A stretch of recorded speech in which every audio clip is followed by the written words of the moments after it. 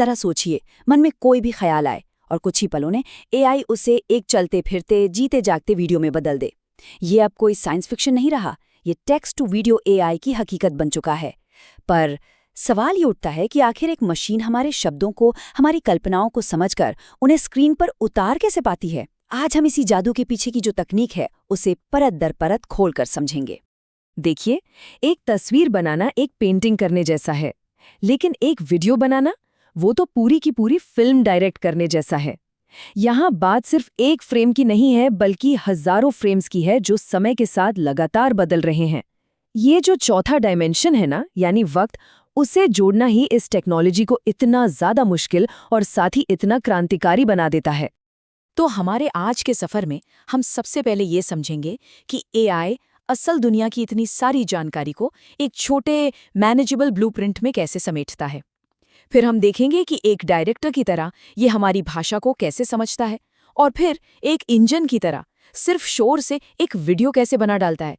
और हाँ, आखिर में हम इसकी सीमाओं और भविष्य की जो अविश्वसनीय संभावनाएं हैं उन पर भी एक नजर डालेंगे। तो चलिए शुरू करते हैं। तो सबसे पहली और सबसे बड़ी चुनौती आखिर है क्या? वो ये है कि हम एक मशीन को ये कैसे सिखाएं कि वो एक सुनहरी कुत्ता पार्क में गेंद के पीछे भाग रहा है जैसे सीधे सादे कमांड को समझे और उससे एक ऐसे वीडियो में बदल दे जो देखने में बिल्कुल असली लगे। अच्छा, इस चुनौती से निपटने के लिए सबसे पहले तो डेटा की प्रॉब्लम को सॉल्व करना होगा। एक हाई क्वालिटी वीडियो में अरबों पिक्सल होते हैं। अब इतने सारे डेटा को सीधे सीधे प्रोसेस करना लगभग नामुमकिन है। इसलिए पहला और सबसे जरूरी कदम है वीडियो को बहुत छोटा करना, लेकिन इस तरह कि उसका सार न खो जाए। इसी को हम कहते हैं हकीकत को कंप्रेस करना। और यहीं पर एंट्री होती है लेटेंट डिफ्यूजन मॉडल्स यानी LDM की। ये सीधे अरबों पिक्सल पर काम करने की कोशिश ही नहीं करते। इसके बजाय ये पूरे वीडियो का एक छोटा सा कॉम्प्रेस्ड ब्लूप्रिंट बना लेते हैं। इसको ऐसे समझिए कि एक बहुत बड़ी इमारत बनाने के लिए हर एक ईंट का हिसाब नहीं रखना है, बल्कि सिर्फ उसके नक्शे पर काम करना है।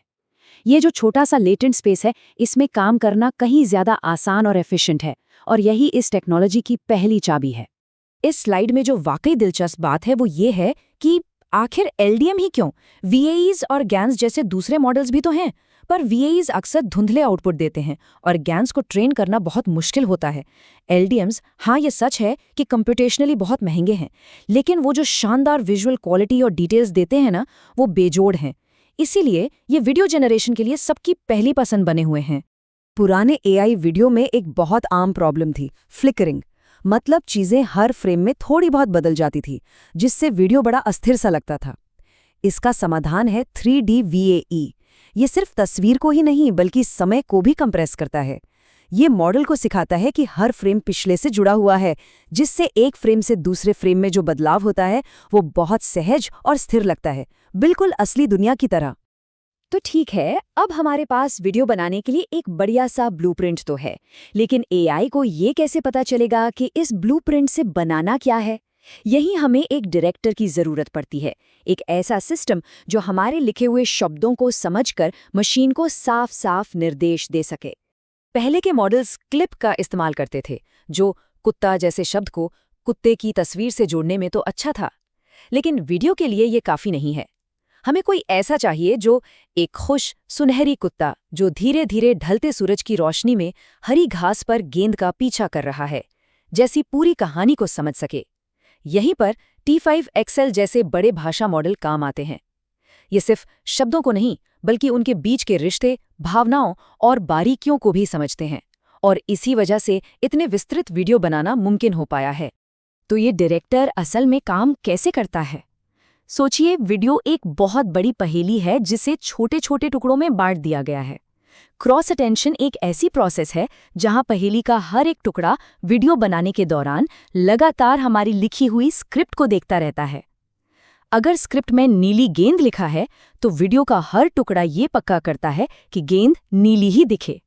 इस तरह पूरा वीडियो डायरेक्टर के विजन के साथ एकदम सिंक में रहता है। अब हम सिस्टम के दिल यानी कि इंजन तक पहुंच गए हैं। ये वो हिस्सा है जो असल में वीडियो को बनाता है, और इसकी शुरुआत होती है कुछ भी नहीं से, मतलब सिर्फ शोर से। यहाँ जो सबसे बड़ा और क्रांतिकारी बदलाव है वो है डिफ्यूजन ट्रांसफॉर्मर यानी DIT का इस्तेमाल। ये वही टेक्नोलॉजी है जो चैट जीपीटी को इतना शक्तिशाली बनाती है। जैसे चैट जीपीटी वाक्यों को शब्दों की एक सीरीज के रूप में देखता है, ठीक वैसे ही डीआईटी वीडियो को छोटे छोटे विजुअल शब्दों या टुकड़ों की सीरीज के रूप में देखता है। इस एक बदलाव ने एआई को वीडियो समझना और बनाना उसी तरह सिखा दिया है जैसे उसने भाषा को समझना सीखा था। यह सच में एक गेम चेंजर है। ये पूरी प्रक्रिया एक मूर्तिकार के काम करने जैसी है। मॉडल एक रैंडम शोर के ब्लॉक से शुरू करता है, जैसे टीवी का स्टैटिक होता है ना, बिल्कुल वैसा। फिर हमारे टेक्स्ट प्रॉम्प्ट को अपनी छेनी बनाकर वो धीरे धीरे इस शोर को तराशना शुरू करता है, परत दर परत फालतू हिस्सों को हटाता जाता है, और आखिर में उस शोर के अंदर से एक साफ सुथरा खूबसूरत वीडियो उभर कर सामने आता है।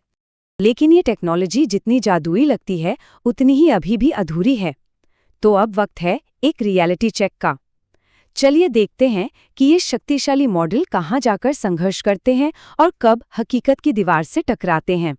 तो बड़ा सवाल यही है, क्या ये वीडियो असली दुनिया की तरह दिखते हैं और बिहेव करते हैं?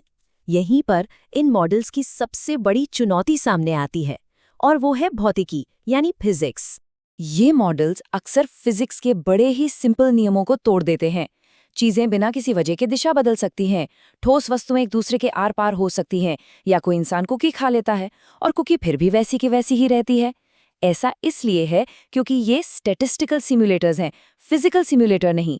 मतलब वे ये जानते हैं कि चीजें कैसी दिखती हैं, पर ये नहीं जानते कि वो असल में काम कैसे करती हैं। और मजे की बात यह है कि इस समस्या को हल करने का कोई एक सही तरीका नहीं है। ओपन एआई का सौरा एक रास्ता अपना रहा है, तो गूगल का लूमियर कोई दूसरा। ये दिखाता है कि ये फील्ड अभी भी कितनी नई है, और बड़ी बड़ी कंपनियां दुनिया को बेहतर ढंग से समझने और बनाने के लिए अलग अलग रणनीतियां आजमा रही हैं। तो हमने ये देख लिया कि ये टेक्नोलॉजी कैसे काम करती है और इसकी सीमाएं क्या हैं। अब अपने आखिरी खंड में हम थोड़ा भविष्य की ओर झांकते हैं।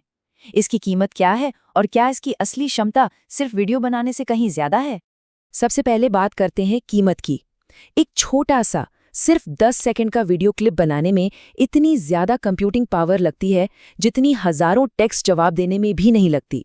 ये बहुत ज्यादा महंगा है, और यही वजह है कि ये टूल्स अभी हमारे फोन में एक ऐप के तौर पर नहीं, बल्कि बड़ी बड़ी कंपनियों और फिल्म स्टूडियोज के लिए बनाए जा रहे हैं। इन मॉडल्स को ट्रेन करना किसी कलाकार को सिखाने जैसा है। स्टेज 1 में वो स्थिर तस्वीरें बनाना सीखते हैं, स्टेज 2 में उन्हें लाखों वीडियो दिखाकर गति और मूवमेंट की समझ दी जाती है, और आखिर में स्टेज 3 में उन्हें कुछ चुनिंदा बेहतरीन वीडियोस पर पॉलिश किया जाता है ताकि वो एक मास्टरपीस बना सके। लेकिन शायद सबसे ज्यादा हैरान करने वाली बात तो ये है, इन मॉडल्स को किसी ने 3D ग्राफिक्स या कैमरा एंगल के बारे में सिखाया नहीं। फिर भी सिर्फ लाखों वीडियो देखकर इन्होंने ये सब अपने आप सीख लिया है। ये सिर्फ पिक्सल नहीं जोड़ रहे हैं, ये हमारी दुनिया के नियमों को, उसकी भाषा को खुद ब खुद सीख रहे हैं। और यहीं पर हम एक बहुत बड़े सवाल पर आकर रुकते हैं। क्या हम सिर्फ बेहतर वीडियो बनाने वाले टूल बना रहे हैं, या क्या हम असल में एक ऐसी टेक्नोलॉजी बना रहे हैं जो हमारी दुनिया को उसके हर नियम के साथ डिजिटल रूप में दोहरा सकती है, एक सच्चा वर्ल्ड सिम्युलेटर? इस सवाल का जवाब चाहे जो भी हो, वो हमारे आने वाले कल को पूरी तरह से बदलने वाला है।